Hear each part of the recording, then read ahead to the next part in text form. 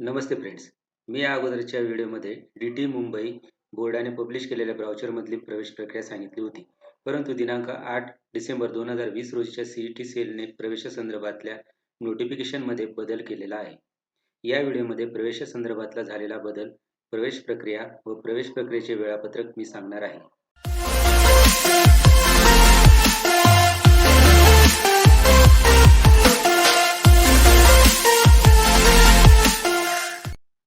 Admission process दरम्यान तुम्हाला 4 महत्त्वाच्या ॲक्टिव्हिटीज करायच्या आहेत.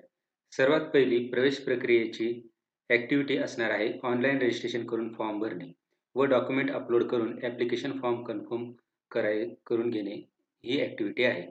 यानंतर ॲप्लिकेशन फॉर्म व्हेरीफाय केला जाईल. यासाठी कॅन्डिडेट एफ-सी सेंटरकडे जाण्याची गरज नाही. तुमचा फॉर्म ऑनलाईन व्हेरीफाय केला जाणार आहे. कॅन्डिडेटला कोणत्याही सेंटरला जाण्याची गरज नाही. तुमचा फॉर्म ऑनलाईन व्हेरिफिकेशनसाठी ई-स्क्रुटिनी सेंटरकडे जाणार आहे. त्याला ई-स्क्रुटिनी सेंटर असे नाव दिले आहे. एफ-सी सेंटरच्या ऐवजी ई-स्क्रुटिनी सेंटर असे या सेंटरला नाव दिले आहे. ई-स्क्रुटिनी सेंटर तुमचा फॉर्म व्हेरीफाय करून कन्फर्म करेल व त्याची एक्नॉलेजमेंट रिसिप्ट तुम्हाला तुमच्या लॉगिनमधून प्रिंट काढता येईल. ॲप्लिकेशन फॉर्म कन्फर्म झाल्यावर तुमची प्रोव्हिजनल मेरिट लिस्ट लागेल. यामध्ये जर काही दुरुस्ती असेल तर ती करता येते व नंतर फायनल मेरिट लिस्ट लागेल. यानंतर तुम्हाला तुमच्या ॲप्लिकेशन फॉर्ममध्ये दुरुस्ती करता येणार नाही. यानंतरची दुसरी ॲक्टिव्हिटी आहे फायनल मेरिट लिस्ट लागल्यानंतर तुम्हाला तुमच्या लॉगिनमधून कॉलेजची लिस्ट द्यायची आहे. त्याला ऑप्शन फॉर्म भरणे असे म्हणतात. फायनल मेरिट लिस्ट लागल्यानंतर तुम्हाला ऑप्शन फॉर्म भरायचा आहे. याकरिता तुम्हाला कमीत कमी 1 व जास्तीत जास्त 300 इन्स्टिट्यूट तुमच्या लॉगिनमधून देता येतात. ऑप्शन फॉर्म भरल्यानंतर तुम्हाला तुमच्या मेरिट मार्क्सनुसार सीट अलॉट होईल. सीट अलॉट झाल्यानंतर पुढची ॲक्टिव्हिटी नंबर आहे 3. या ॲक्टिव्हिटीमध्ये सीट अलॉट झालं असेल तर तुम्हाला तुमच्या लॉगिनमधून सीट ॲक्सेप्टन्स निवडायचा आहे. यात फ्रीज व दुसरं बेटरमेंट ऑप्शन असेल. फ्रीज म्हणजे तुम्हाला मिळालेल्या कॉलेजला प्रवेश घ्यायचाच आहे, दुसऱ्या राऊंडमध्ये जाण्याची इच्छा नाही. तसेच जर तुम्हाला पहिला प्रिफरन्स असलेलं कॉलेज मिळालं असेल तर ते ऑटो फ्रीज होईल. त्या ठिकाणी तुम्हाला प्रवेश घ्यावाच लागेल. पहिला प्रिफरन्स सोडून दुसरं कोणतंही कॉलेज मिळालं तर तुम्ही बेटरमेंट ऑप्शन निवडू शकता. बेटरमेंट म्हणजे तुम्हाला मिळालेल्या इन्स्टिट्यूटपेक्षा चांगल्या इन्स्टिट्यूटची अपेक्षा आहे व तुम्हाला पुढच्या राऊंडमध्ये ऑप्शन फॉर्म भरण्याची इच्छा आहे. सीट ॲक्सेप्टन्स फ्रीज किंवा बेटरमेंट निवडल्यानंतर तुम्हाला सीट ॲक्सेप्टन्स फी भरायची आहे व सीट ॲक्सेप्टन्स फी भरल्यानंतर तुम्हाला त्याची प्रिंट घेऊन पुढची ॲक्टिव्हिटी करायची आहे. ती आहे ॲक्टिव्हिटी नंबर 4. यामध्ये तुम्हाला इन्स्टिट्यूटला जाऊन रिपोर्टिंग करायचे आहे. ह्या चारही ॲक्टिव्हिटी तुम्हाला प्रवेश प्रक्रियेदरम्यान करायच्या आहेत.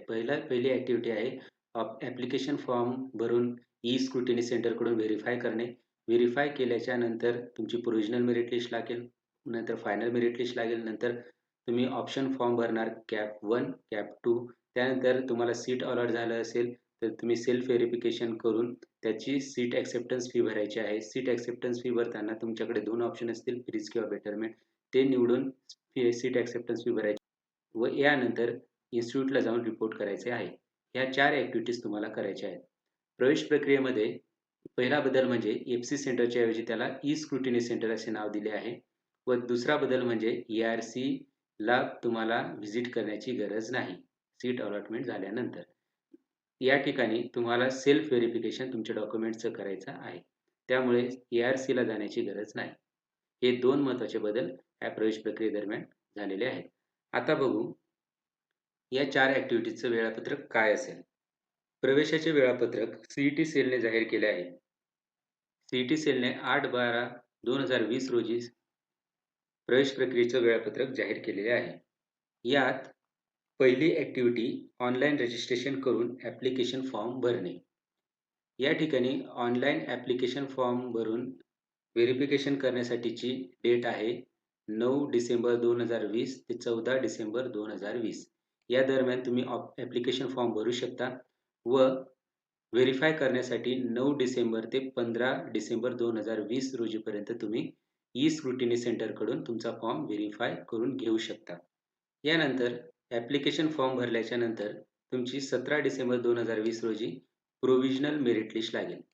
प्रोव्हिजनल मेरिट लिस्टमध्ये जर का दुरुस्ती करून घ्यायची असेल तर 18 डिसेंबर ते 19 डिसेंबर 2020 पर्यंत तुम्ही ते ॲप्लिकेशन फॉर्ममध्ये दुरुस्ती करून घेऊ शकता.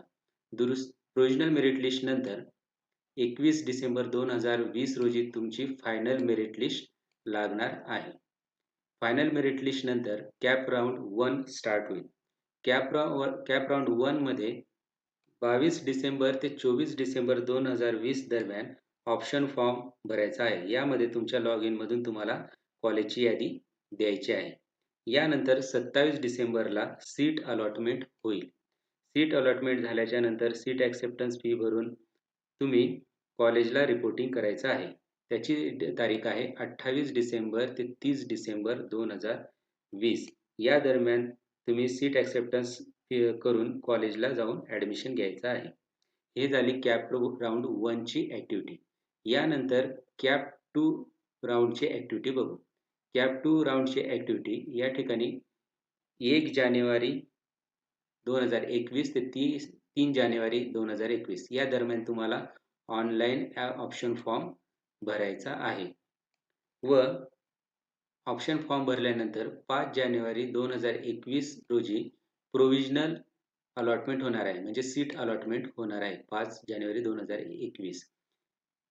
त्यानंतर सीट अलॉट झाल्यानंतर 6 जानेवारी 2021 ते 8 जानेवारी 2021 या दरम्यान तुम्ही तुमच्या लॉग इनमधून सीट ॲक्सेप्टन्स भरून त्याची फी भरून तुम्ही इन्स्टिट्यूटला जाऊन रिपोर्ट करायचा आहे.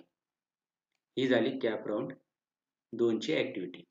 या व्हिडिओमध्ये तुम्हाला प्रवेश प्रक्रियेदरम्यानच्या प्रोसेसची माहिती मी सांगितली आहे व त्यानंतर त्या प्रवेश प्रक्रियेदरम्यान ज्या ॲक्टिव्हिटी तुम्ही करणार आहेत त्याचं शेड्यूलसुद्धा, त्याचं वेळापत्रकसुद्धा मी तुम्हाला सांगितलं आहे. या व्हिडिओमधली माहिती तुम्हाला नक्कीच उपयोगात येणार आहे. जर का हा व्हिडिओ तुम्हाला आवडला असेल तर लाईक करा, तुमच्या मित्रांमध्ये शेअर करा. जर का तुम्ही अजून सबस्क्राईब केलेलं नसेल तर सबस्क्राईब करून बेल बटन दाबायला विसरू नका, ज्यामुळे ॲडमिशन संदर्भातलं नोटिफिकेशन तुम्हाला मिळत राहील. धन्यवाद.